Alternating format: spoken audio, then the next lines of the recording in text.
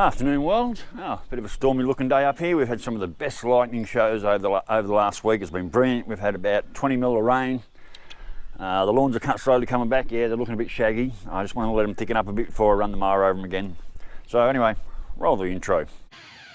Hi, Hippy Trev here and welcome to my channel. Hope you get something out of it. Rightio world, so you come in pretty quick. This is the rear Shockie spanner for adjusting the shocks on the rear of my Harley. So at the moment, the old bike, she's riding like a goddamn rigid. Every bump I feel, it just feels like it's riding like a rigid. I don't know whether the shocks have actually crapped themselves or whether I just need to back them off and make them a bit lighter. I've never done this before and I've got no idea how it's going to turn out, so let's see how we go.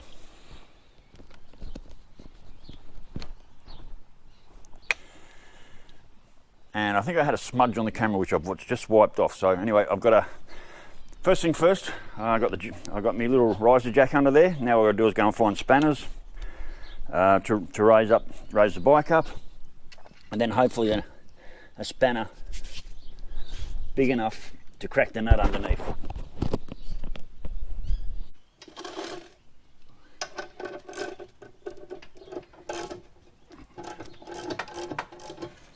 Let's get this bike up in here. Oop, that's not sitting where I want it to be.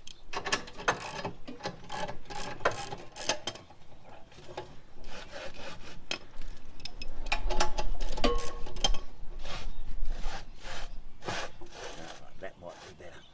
There.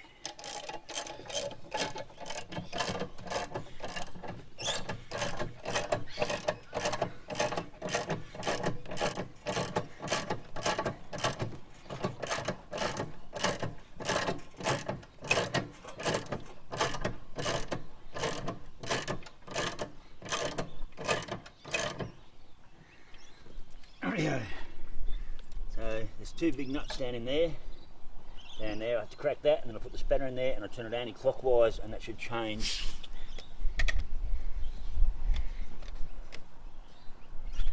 That's supposed to change the adjustment, so I've got to try and find a spanner big enough for that. Rightio, well, after a lot of mucking around, I managed to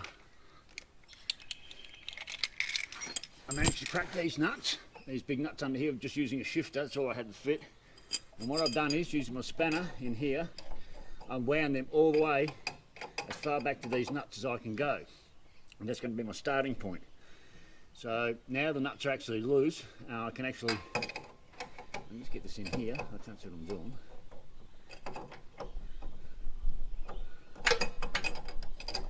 Right, let's see if I can show you. So you put the spanner in either hole. I can't find the hole. It's not like me.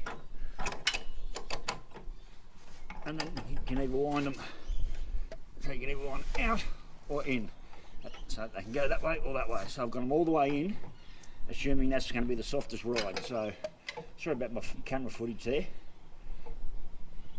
So anyway, that's the shockers adjusted, I believe, at the most softest setting.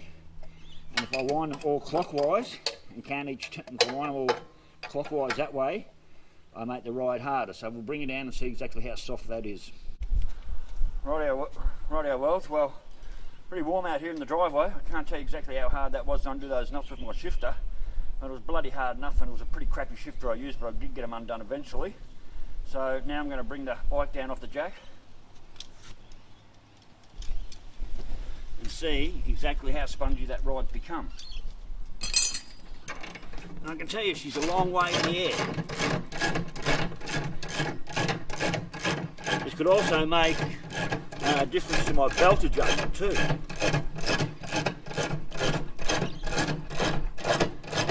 Thank you, Darren, for these jacks. I tell you, mate, it's made working on my bike and any other bike a whole lot different, I can tell you that. Oh, better make sure my side stands out.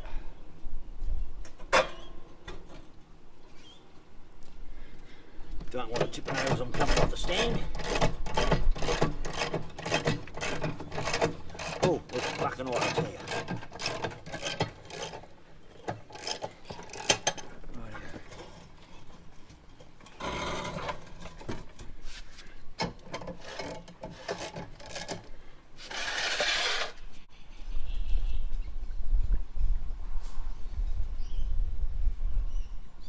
also going to be bloody hot, so.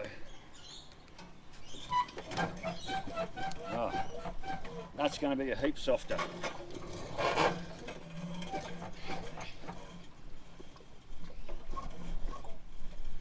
I think the belt's actually a bit tighter. I think what I need to do is go for a ride and see how it is.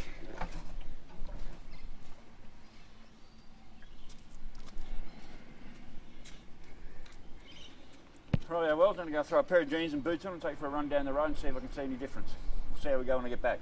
Right, well, so I've just come back on a quick little, what does it say? Yeah, just come back on a quick little 12-mile ride. Yeah, it does seem to make a bit of difference. There's a little bit of flex in the belt, so that's good. You need a little bit of flex down there. So it did seem a little bit better. I don't know how much better. I've got about a 100-mile ride to Howden back tomorrow to go and help a friend out. So I know a lot of the bumps between here and there, so I'll definitely know the difference. So I'll give that a good try at that setting, the way it is. And then what I might do after that is just work out one full turn at a time and see what difference it makes until I take it all the way out. I'm pretty sure all the way in like that is the softest ride I can have. It feels a lot more springier than it was. And I couldn't find any seriously rough roads like the Maryborough Road to find out exactly how hard I'm hitting it. There were a couple of bumps there, but they weren't overly aggressive. So anyway, Maryborough, run to Howard tomorrow, weather pending. If it's pissing down rain, I'll probably have to take the car. We seem to get the storms in the afternoon, so mornings are normally pretty good. So anyway, that's the plan. Run over to Howard tomorrow, see how it runs, and then from there on, now I've got those big nuts loose. I've got the spanner there. I've got the spanner here that I can do all the adjustments. 25. I think it was $25 delivered for that spanner. $25, and I've got that permanently got that tool now. So another one I can add to the cool toolkit. That was a shitty ass shifter I used. That was just really crappy, but you know what? It did. It cracked the two big nuts under there, which is what I needed to do. And thankfully, thanks to Darren for selling me two of these for $20 each, those rising jacks, they're absolutely fantastic. Without them, I couldn't do half the work I've been. I couldn't have done I couldn't have done probably about 80% of the work to this bike that I've had to do in the last year without that those two wind-up jacks. They've just made everything completely easier, so much easier. Anyway, well, it's a short vid on how to adjust the shocks, and I'll give you progressive reports as I go. Keep your knees in the breeze. Catch you later. Bye.